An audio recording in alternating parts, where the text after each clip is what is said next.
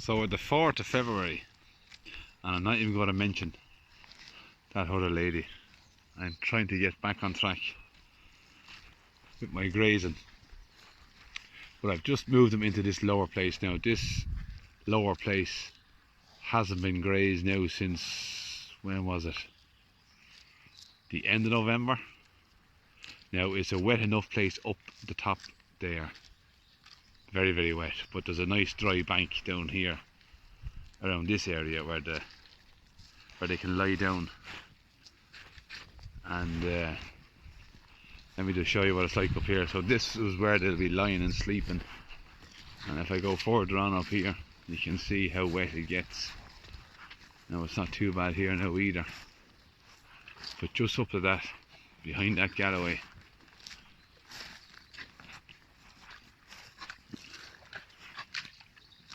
well, you can see for yourself, she's very wet there, so I might have to get a digger there at some stage and find out what's going on there.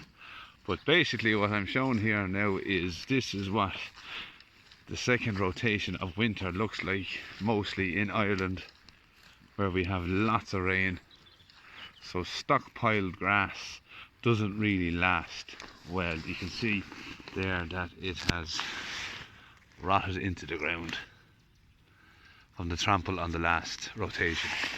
But the good news is we have a different way of doing things. There is that bit of growth and that bit of green, them shoots that do continue to come up over the winter time. So that's what we're grazing here now on the 4th of February. Now as we reach down to the end of this land here, which is right there, we are crossing over this and going all the way back up again. Now that was not touched since the autumn, so there's lots of picking in there. Now there's a lot of it that has died off, similar to that, but it's an awful lot longer, so there's more of a woolly bite to it. So that is what we're at now at the minute. So they're going to get this for the evening. I had them on hay this morning on the upper side there. That cow is on, she's 2 fields up there now on the top of the hill, but we won't mention her, as I said. So they got their hay this morning, and now they're going to get this bit of sweet-ish picking for now that they'll be glad of, and it'll keep them quiet. And then tomorrow they'll be back on hay, maybe for 2 days, depending on ground conditions.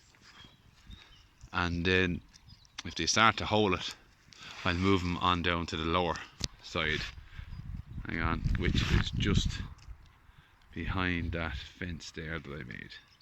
So I split this in half, and then my fence goes down along like this, and they'll be in across the far side then. So that's basically it. On the 4th of February, the cattle are grazing. I'm just thinking now, the first cows to calf, I was looking through my records last night, and the first, or the last cow to be bulled was on the middle of June, out from that springing heifer there, first calf heifer there, out from her. She was bulled in July. So the rest of them are all coming around Paddy's Day. So another month, plus 2 weeks, we'll have calves on the ground. So that will be interesting. So yeah, that's the story on the bank holiday weekend, St. Bridget's bank holiday weekend. We're grazing. So I'll stick this to a bit of the videos, and we'll talk very soon. Now I'm just standing here on the fence line of 2 little paddocks I had made. Obviously the one on the left here is the one that's been rested the most. It was rested, they were here a week ago, and I've just moved them down off at this one here, and they are across that hedge there now. So basically on the first week of February, you can already see the difference in green from this side here and what they've just come off. I'm very pleased with that.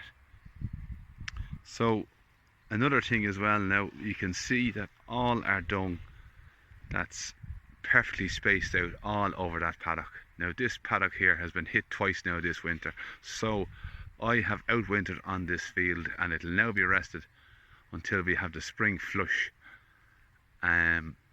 It's a warm face, it's a south facing field here, so it has that little bit of extra advantage with heat on the ground, but it won't be touched now until we have spring flush. And I already have on the 1st of February all my fertility out twice over. So the cattle have come in here and dunged all over this field twice. So everything you see here now on the ground, you can multiply it by 2, because the first bit has already rotted down into the ground. In fact, that's what it looks like there now. That's from the first rotation, and that's from last week. So I'm very pleased with that. So the carry on is here now. Let me just show you the fence line again now. That is the difference. That bit of green and that bit of brown there. And the cattle are beyond down there now. I'm going to keep them there for a few days, and then there's another place down beyond that again for another few days, and then we're going to go on to this stuff here. This is stockpiled grass that I never use on the first rotation. I skipped the whole lot of it. So there's about 8 acres in there. That's just under 30% of the farm is still full of grass on the first week of February. Now, I don't think it's enough to get me through to the spring flush until the real growth starts. But what I'm going to do is I'm going to tighten them on it. I'm going to give them lots of hay and a bit of picking every day and eat that down to the ground. I'm going to take it all as I go, bit by bit by bit, and try and see can I get as long out of that as possible until I reach the top there. Another couple of acres in there as well, a lovely field in there as well, a nice dry field. But here's the difference now this year. If you remember, anybody that's been following me now for the last year, I had last year what I call a priority paddock, which was a poorish field. It's down there across the road, and what I did was every time that field was fully recovered, no matter where I was on the farm, I would pull the brakes and move the cattle right back to it,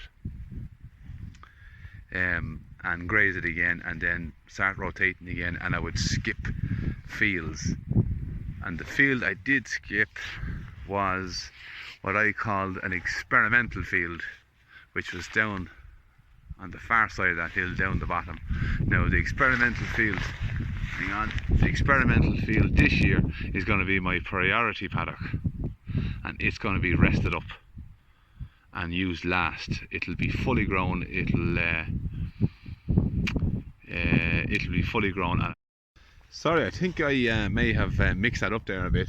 Basically what I'm saying is last year's priority paddock will now be skipped and rested, and any lands that was skipped and rested last year on the first of the growing season rotations will be hit first this year. So yeah, so basically every year each field, each bit of ground will be treated differently, and every time I hit different bits of ground at different times of year will be of different maturity, allowing the grasses to some years fully mature, or other years be constantly kept at that vegetative stage, so that the grass never gets used to, or the land never gets used to the same constant every year repetitive treatment. So it's constantly on the change and constantly changing, basically, so it doesn't get into any kind of patterns or gets used to what I'm at. So yeah, that's the theory, and that's what I'm going to do. So I'll stick this in the middle of this video this year, but I'm very pleased now. So the whole farm is literally like that now, dosed in dung, urine. So for every dung pile you see there, as I say, it's double that from the last one, and also we have urine after being on it as well, so it's perfectly spread out all over the place. So I'm really looking forward to the bit of growth now this year, and my phone is going in and out of focus and it's driving me mad, but that's the kind of grass we're going to have now shortly. Haven't skipped it. I'm very pleased I decided to skip that grass this year, because if I hadn't have, I'd be coming onto stuff like that. picking but not filling.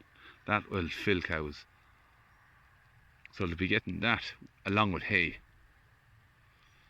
So yeah, I'm very pleased. Well, look, we'll see how we get on. But that's the plan now. I didn't mention the cow above, she's still there. We'll talk about her again. But for now, I'm back on the grass, back on the move, and trying to focus on other things. So yeah, we'll say for now, if I don't add to this video, I'll say good luck, and I won't just say goodbye, but I'll say good luck.